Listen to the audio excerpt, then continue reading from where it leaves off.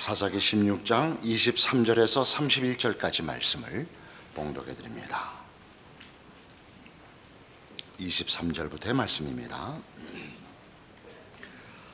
블레셋 사람의 방백들이 이르되 우리의 신이 우리 원수 삼손을 우리 손에 넘겨주었다 하고 다 모여 그들의 신 다곤에게 큰 제사를 드리고 즐거워하고 백성들도 삼손을 보았으므로 이르되 우리의 땅을 망쳐놓은 우리의 많은 사람을 죽인 원수를 우리의 신이 우리 손에 넘겨주었다 하고 자기들의 신을 찬양하며 그들의 마음이 즐거울 때에 이르되 삼손을 불러다가 우리를 위하여 제주를 부리게 하자 하고 옥에서 삼손을 불러내매 삼손이 그들을 위하여 제주를 부리니라.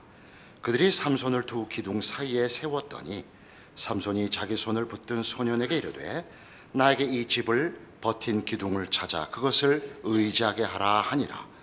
그 집에는 남녀가 가득하니 블레셋 모든 방백들도 거기에 있고 지붕에 있는 남녀도 3,000명 가량이라. 다 삼손이 제주 부리는 것을 보더라. 삼손이 여호와께 부르짖어 이르되 주 여호와여 구하옵나니 나를 생각하옵소서. 하나님이여 구하옵나니 이번만 나를 강하게 하사 나의 두 눈을 뺀 블레셋 사람에게 원수를 단번에 갚게 하옵소서 하고 삼손이 집을 버틴 두 기둥 가운데 하나는 왼손으로 하나는 오른손으로 껴 의지하고 삼손이 이르되 블레셋 사람과 함께 죽기를 원하노라 하고 힘을 다하여 몸을 굽히매 그 집이 곧 무너져 그 안에 있는 모든 방백들과 온 백성에게 덮이니 삼손이 죽을 때에 죽은 자가 살았을 때에 죽인 자보다 더욱 많았더라. 그의 형제와 아버지의 온 집이 다 내려가서 그의 시체를 가지고 올라가서 소라와 에스타올 사이 그의 아버지 마노아의 장지에 장사하니라. 삼손이 이스라엘 사사로 20년 동안 지냈더라. 사사기는 21장으로 구성되어 있는데 여러 사사들 중에 그의 생애가 많이 소개된 사람들로 대사사라 우리가 부릅니다. 드보라, 기드온, 입다, 삼손 이 사람들에게는 많은 장이 할애됩니다. 그 중에 제일 많이 할애된 사람이 이 삼손이지요. 4장에 걸쳐서 그의 생애가 소개됩니다. 다 보신 대로 쓸데없이 삽니다. 세 번의 사건이 처음에는 딥나에 내려가서 블레셋 여자와 결혼하겠다 그랬다 이제 난리를 벌인 것이고, 두 번째는 가사의 기생에게 들어갔다가 또 난리를 부렸고, 세 번째는 이 들릴라에게 걸려서 머리 깎이고 두 눈 뽑히고 이제 노예가 되어 블레셋에 아마 경축일 날 이제 불려나와 제주를 부리는 때에 오늘 우리 성경에서 보는 바와 같이 하나님 이번만 내 기도에 응답하사 내 두 눈을 뽑은 왼수들을 단번에 죽일 수 있게 해 주옵소서 해서 두 기둥을 붙잡아 쓰러뜨려 살았을 때 죽인 사람보다 더 많이 죽였다니까. 나귀 턱뼈로 죽인 사람만도 1,000명이었고 그 여우 300마리 잡아서 꼬리 묶어서 횃불 매달아서 불난리 쳤을 때도 많이 죽었을 것입니다. 여기 뭐 지붕에 앉은 사람들만 3,000명인 큰, 지금으로 얘기하면 무슨 경기장 같은 데였을 테니까 대단한 그 마지막 최후를 가지게 됩니다. 읽으시면 일단 누구나 다 일단 그 통쾌하실 것입니다. 정말 막판에 시원하게 원한을 갚고 멋지게 죽었구나. 그리고 곧 대단히 비장하게 느끼실 것입니다. 그 통쾌한 게 유쾌하지는 않습니다. 생각해 보면 성경에 그 출생 기사가 난 사람 몇 없는 중에 하나고, 또 태어나기 전부터 나실인으로 고지되고, 그리고 뭐 많은 은사를 가지고 특히 힘이 뛰어난데 그 힘만 뛰어난 게 아니었을 것입니다. 단 하나 모자랐던 것은 정체성에 대한 이해나 소명, 자기 지위에 대한 책임은 전혀 몰라서 막 살았죠. 그리고 이 최후를 맞게 됩니다. 그러니까 그의 죽음에 대한 우리의 통쾌함이나 또는 그 비장함이라는 것은 말하자면 그의 죽음이 우리가 읽으면서 이해되면서 그 비극적 분위기를 만든다는 사실입니다. 이해가 되는데 비극적이라는 것은 결국 그 수밖에 뭐가 있냐. 그럼 거기서 그냥 그렇게 살다가 늙어 죽었대. 그러면 더 우습지 않냐. 그 뒤에 무슨 반전의 가능성이 없습니다, 인생이. 그러니까 체념하는 마음에서 모든 인생이 그렇듯이 그 체념의 그 진실 앞에서 그의 죽음을 공감하게 되는 것입니다. 그리고 그 체념은 이런 그 부정적인 차원에서만 체념이 나오는 것이 아니라 그 체험에 약간의 반발이 스며들죠. 하나님 뭘 그걸 그렇게 요란하게 시작하시고 결국 이겁니까? 이 반발이 나옵니다.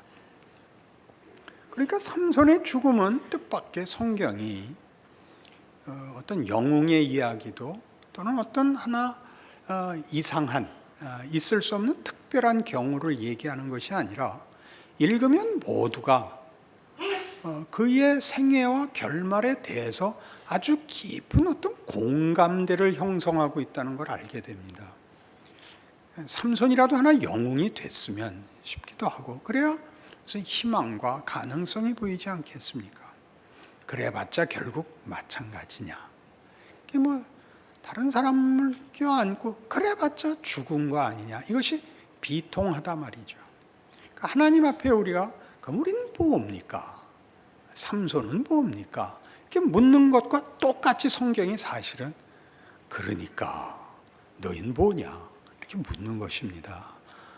이런 우리만 여기에 대하여 분노하는 것이 아니라 하나님도 말하자면 우리에게 그 분노를 우리에게 확인시키고 있다는 것을 읽어내지 못하면 여러분들은 성경을 읽을 때 여러분이 아는 윤리나 이해의 범주를 벗어나지 못합니다.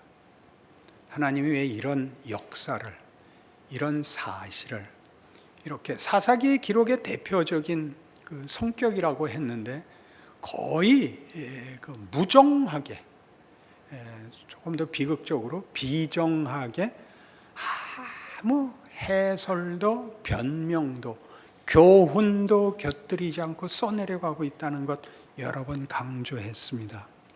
그러나 이것이 힘을 갖는 것은 아무도 이 사실들을 외면할 수 없는 동일한 진실을 우리가 살고 있고 우리가 알고 있기 때문입니다.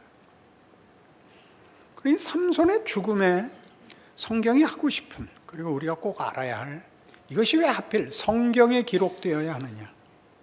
이것이 다른 책에 다른 무슨 교훈에 있지 않고 성경에서 왜 취급하느냐. 이 한 가지 사실 때문입니다. 삼손은 아무와도 관계의 책임을 가지지 않은 사람입니다. 그는 자기 인생에 자기가 죽어버리면 끝인 인생을 살은 것입니다. 삼손의 죽음에 드러나는 가장 허망한 인생과 인간이라는 진실에 지적받아야 되는 허망한 내용입니다. 자기 하나 죽으면 그만인 인생. 자기가 진 짐을 죽어버리면 그만인 인생으로. 그리고 그 죽음도 보복을 하는 것 외에는 다른 대책이 없는 다른 가능성과 실력과 이해와 기대가 없는 인생을 증언하는 것이죠. 아무와도 상관없고 모두와의 관계를 끊는 그게 죽음인 것입니다. 그러나 여러분 바로 이해하듯이 우린 신약시대 사람입니다. 예수 그리스도를 믿는다는 기독교 신앙의 핵심적인 선언이 의미하는 바가 여기서 확 드러납니다. 삼손의 죽음과 얼마나 극명한 대조를 이룹니까? 예수의 죽음은. 느닷없이 이렇게 뛰어가자는 게 아니라 우리가 스스로 삼손의 인생과 죽음을 우리의 이해, 우리의 현실 속에서 매일 확인하는 바로 그 실제를 놓고 하나님이 예수 안에서 하나님은 살려내고 이기게 하신다는 그의 죽음은 살리자는 죽음이요. 우리와 당신을 묶은 하나님의 하나님 되시는 성실함과 거룩하심이라는 말이 드러날 때 우리는 현실감을 가지게 됩니다. 진실의 구체성을, 무게를 보게 됩니다. 그러지 않으면 이런 배경과 이런 컨텍스트가 형성되어 있지 않으면 여러분 신앙생활 하면서 늘 느꼈듯이 기독교 신앙을 늘 윤리적으로 설명하고 이상으로 설명을 하고 구체화시키지 못합니다. 말을 할 때는 신앙인이고 살 때는 신앙인이 아닌 이유가 거기 있습니다. 우선 로마서 4장을 가서 보십시다.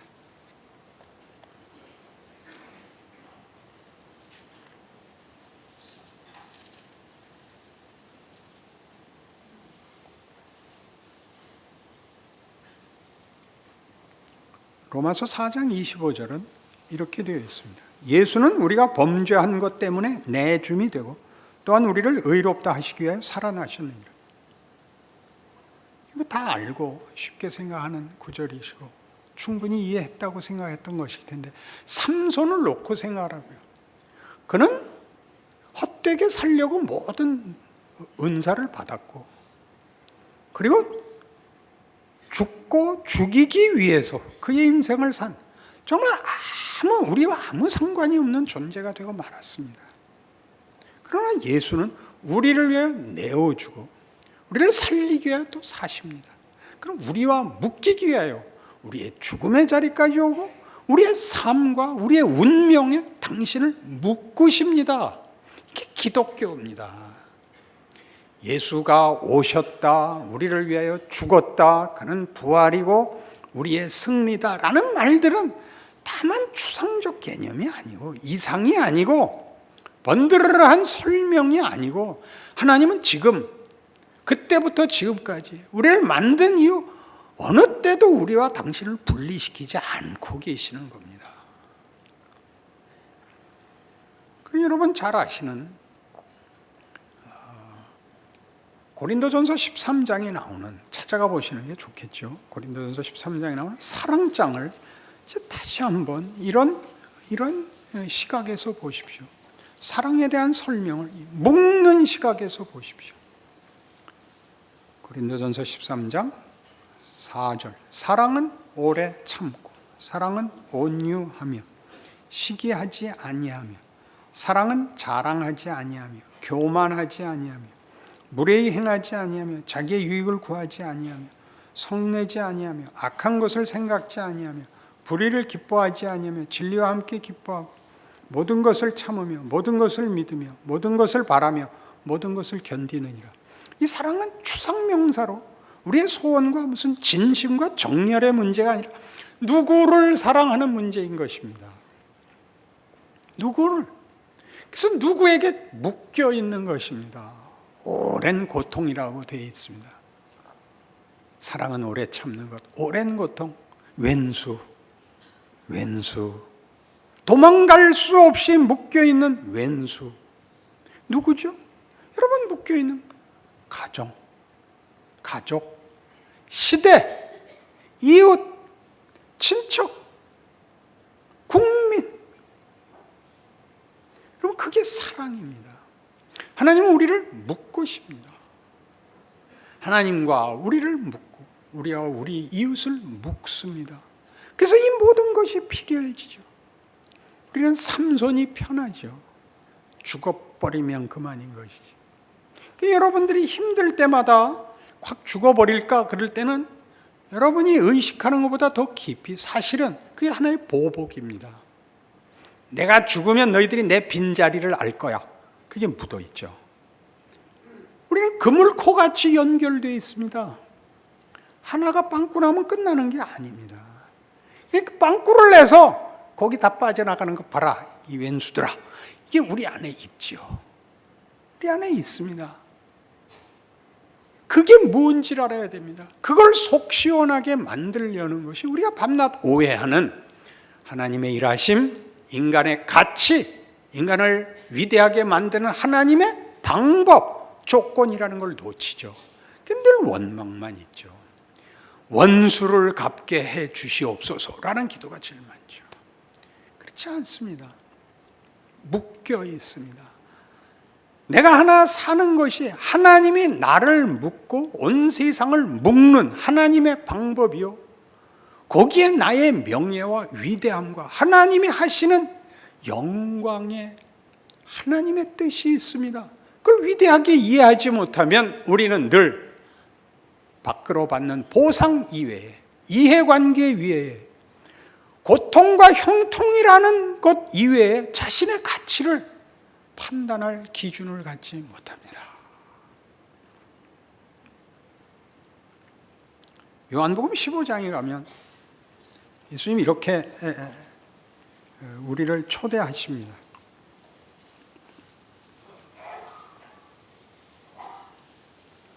요한복음 15장 9절. 아버지께서 나를 사랑하신 것 같이 나도 너희를 사랑하였으니 나의 사랑 안에 거하라. 내가 아버지의 계명을 지켜 그의 사랑 안에 거하는 것 같이 너희도 내 계명을 지키면 내 사랑 안에 거하리라. 내가 이것을 너희에게 이름은 내 기쁨이 너희 안에 있어 너희 기쁨을 충만하게 하려 함이라. 내 계명은 곧 내가 너희를 사랑한 것 같이 너희도 서로 사랑하라 하는 이것이니라. 사람이 친구를 위하여 목숨을 버리면 이보다 더 큰 사랑이 없나니 너희는 내가 명하는 대로 행하면 곧 나의 친구라. 이제부터는 너희를 종이라 하지 아니하리니 종은 주인이 하는 것을 알지 못함이라. 너희를 친구라 하였느니 내가 내 아버지께 들은 것을 다 너희에게 알게 하였음이라. 내 계명을 지켜 내 안에 거하라. 그렇게 얘기합니다. 계명은 여러분 뭔가 강요받는 것이 아닙니까? 그렇죠? 뭔가 내 주장을 포기하고 접고 손해를 보고 강요에 붙잡히는 것입니다. 지금 예수님이 하는 말씀 그렇지 않습니다. 그건 사랑이랍니다. 사랑이 뭔데? 묶고라는 거죠. 너를 나에게 묶어라. 나도 네게 묶기만. 내가 너에게 계명을 주는 이유는 너희를 사랑하기 때문이고 너희와 나를 묶었기 때문이다. 너희는 종이 아니고 친구다. 친구란 부탁하지 않는 거다. 그게 무슨 말이에요? 친구란 부탁하지 않습니다. 요구할 수 있습니다. 친구는 부탁한다고 얘기하지 않습니다. 그 뒤엔 뭘로 나오죠? 16절에 보시면 너희가 나를 택한 것이 아니요 내가 너희를 택하여 세웠나니 이는 너희로 가서 열매를 맺게 하고 또 너희 열매가 항상 있게 하여 내 이름으로 아버지께 무엇을 구하든지 다 받게 하려 함이라. 그 기도는 뭐예요? 부탁이 아닙니다. 기도는 우리의 요구입니다. 의미심장하지 않습니까? 내가 너희 기쁨을 충만하게 하려고 이 계명을 지키라고 한다. 아버지가 나를 통하여 너희에게 요구하는 것은 너희는 사랑하는 대상이기 때문이다. 너희를 묶자는 거 아니다. 아무에게나 하는 거 아니다. 친구 사이에만 할 수 있는 거다. 이게 지금 하는 말입니다.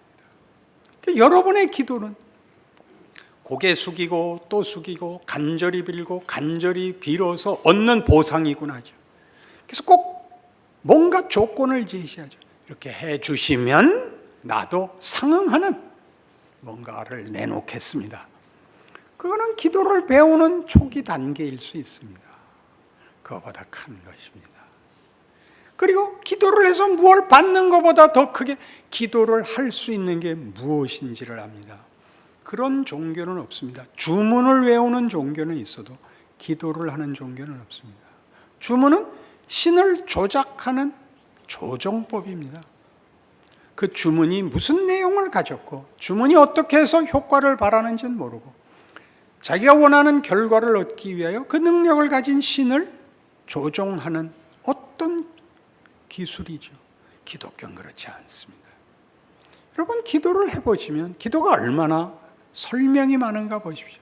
하나님, 생각해 보십시오. 하나님이 저라면 지금 가만히 있겠습니까? 가 통하는 그런 종교가 어디 있습니까? 그러니 하나님이 우리에게 너 이렇게 해라 라는 것은 강요나 공포나 마지막 경고가 아닙니다. 그것은 엄청난 명예입니다. 삼손에게서 우리는 우리 인생에 헛된 것을 봅니다. 하나님 없는 자가 인간이 스스로의 인생을 자기의 선택과 자기가 한 대로 보상받는 길에서는 아무런 출구를, 기대를, 명예를 얻을 수 없다는 진실을 보는 것입니다.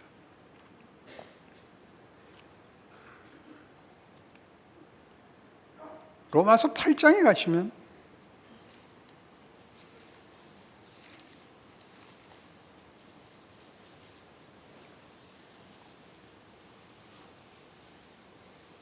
로마서 8장 38절 내가 확신하노니 사망이나 생명이나 천사들이나 권세자들이나 현재일이나 장래일이나 능력이나 높음이나 깊음이나 다른 어떤 피조물이라도 우리를 우리 주 그리스도 예수 안에 있는 하나님의 사랑에서 끊을 수 없으리라. 이건 막연한 설명이 아닙니다. 진심이야 라고 이 근거와 힘을 가지는 것이 아니고 예수 안에서입니다. 예수는 누군데요? 우리의 자리에 찾아오시고 우리의 현실과 우리의 육체와 우리의 조건과 우리의 운명과 우리가 도망가 버린 자리, 자멸의 자리까지 쫓아 들어오신 우리의 운명과 우리의 선택에 당신을 묶으신 하나님의 구체적 역사적 증언입니다. 여러분들이 지금 가지는 여러분들이 원망하는 조건들, 여러분들이 지금이라도 누구에게 하소연할 사람을 찾기만 하면 할 수 있는 모든 원망들, 우리 집은 이렇고 나는 누구를 만났고 무슨 일을 만나서 이런 억울한 일이 벌어져서 그것이 어떻게 산통이 깨졌는지 그 얘기밖에 할 게 없죠. 그러나 예수 안에 들어와 배웁니다. 그 모든 것 속에 우리의 선택과 무지와 우리가 필요를 알지 못했던 시대, 우리가 알고도 하지 못했던 경우에 언제나 하나님은 우리와 당신을 묶으셔서 우리가 만든 최악의 결론, 필멸, 사망, 헛됨, 원망, 죽어버리고 마는 것, 모두에게 고통과 상처를 만드는 것 외에 아무것도 할 수 없는 거기에 하나님이 들어와 계신다. 그렇게 증언하는 것입니다. 예수입니다. 그런데 왜 이러냐고요? 묶여서 하나님이 만드시는 나라는 존재가 나 하나로 만들어지는 모두에게서 오해와 질시와 또는 공포와 의심과 경쟁과 긴장이 없는 세상으로 떠나버리면 되는 것으로 해답이 되지 않는 그것보다 위대한 인생이라고 말하는 말을 들어야 하는 것입니다. 여러분이 소원하는 것, 아무도 없는 섬에 가는 것. 그렇지만 슈퍼마켓은 있어야 되고 컴퓨터도 있어야 되는 그런 식의 발상, 그게 삼손입니다. 다 죽음에 몰아넣은 것, 그 인생에서 허덕이죠. 안 그렇습니다. 여러분이 누구인가 묶여 있듯이 여러분이 누구를 묶고 있는 그 어머니이기 때문에 할 수 있는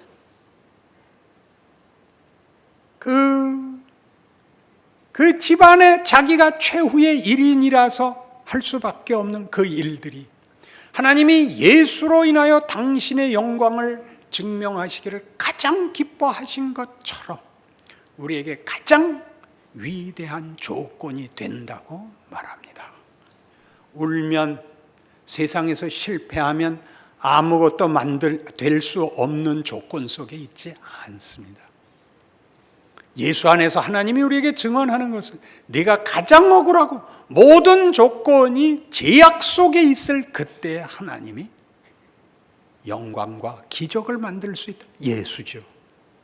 나사렛에서 목수의 아들로 그의 33년 생에 30년을 보내고 아무 일도 없이 아무것도 아닌 것 같이, 그리고 3년 동안 그 많은 기적과 많은 권능을 행하시고 억울하게 붙잡혀 배신당하고 죽어버리는 것으로 만들어내는 하나님의 위대하심과 예수 그리스도의 참다운 고백, 아버지요, 이게 아버지의 기쁘신 뜻입니다.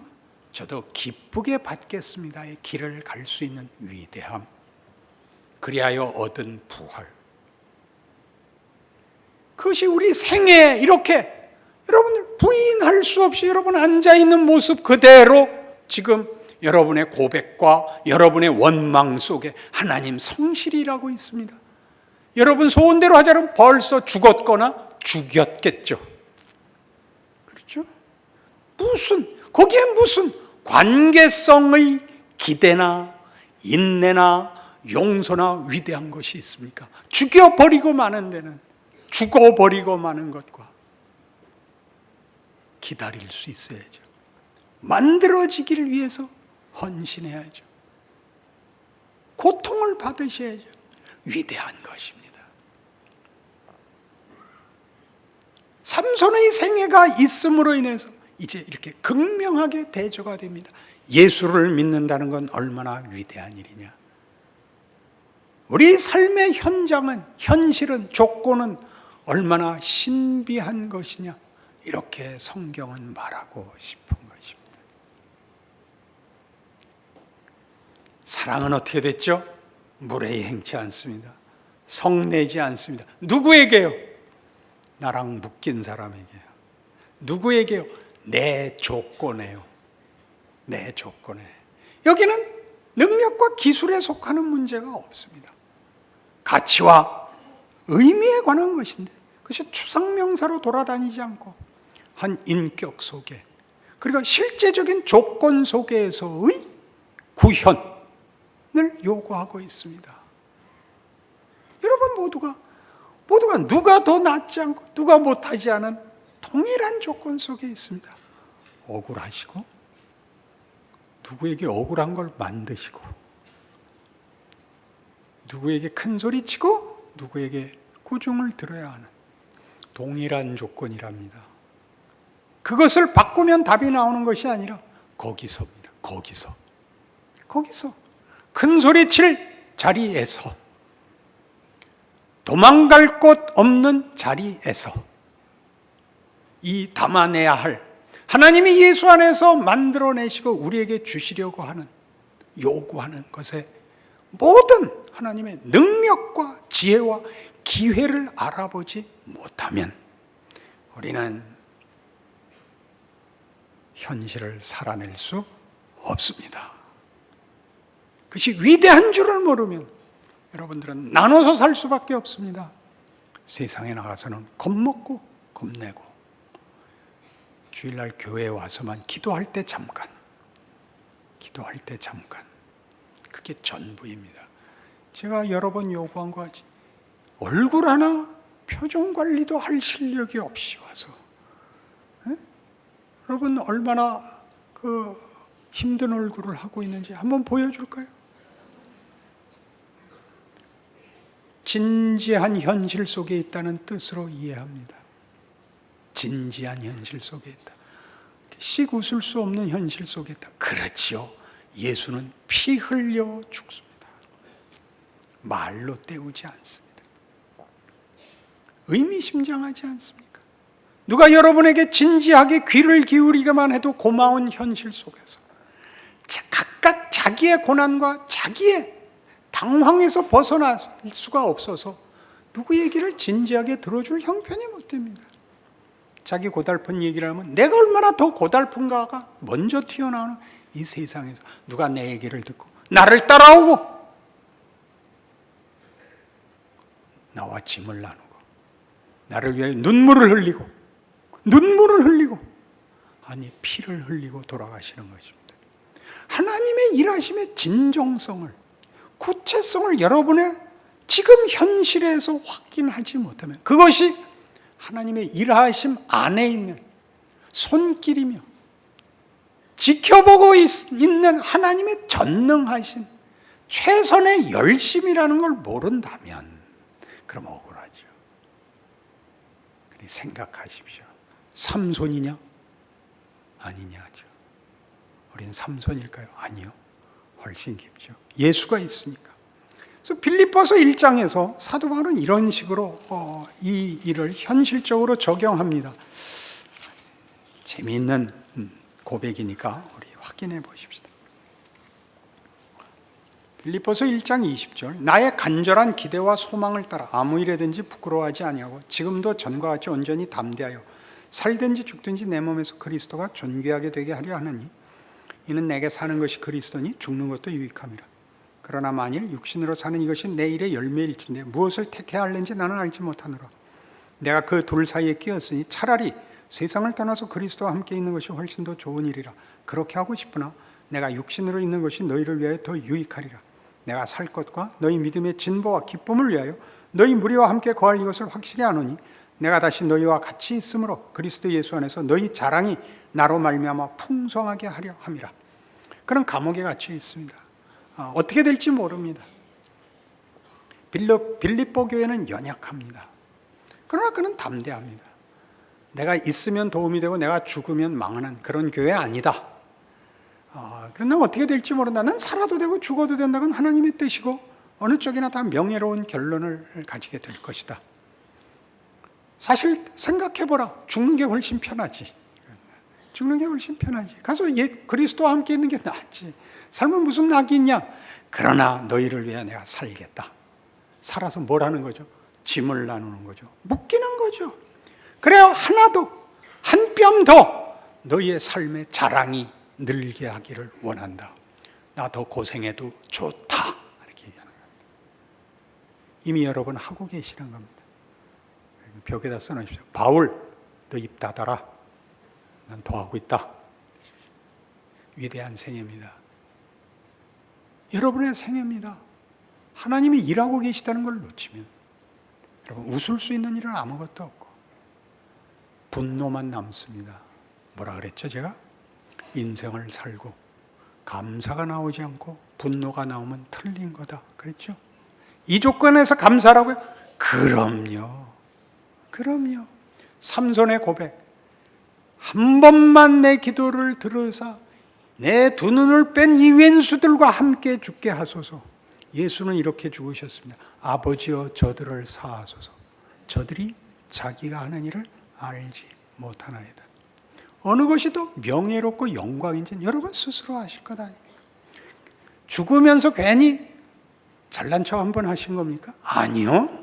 다 끌어안아 하나님의 뜻대로 그들을 영광된 몸으로 새 생명으로 반전시키실 것입니다. 우리를 위하여 끝까지 당신을 묻고 하나님의 은혜를 완성하십니다. 성취하십니다. 그 인생 사는 줄 아는 기쁨과 자랑과 감사가 넘치시기를 바랍니다. 기도하십시다. 하나님 아버지 은혜를 감사합니다. 우리의 인생과 현실이 하나님의 지혜와 능력 아래 있고 은혜와 구원과 기적과 승리로 붙잡혀 있다는 사실을 믿습니다. 그러므로 더 많이 기도하고 감사하고 사랑하고 용서하고 기다리겠습니다. 그 인생 살아 하나님의 영광을 보게 하시옵소서. 나누게 하시옵소서. 예수님 이름으로 기도합니다.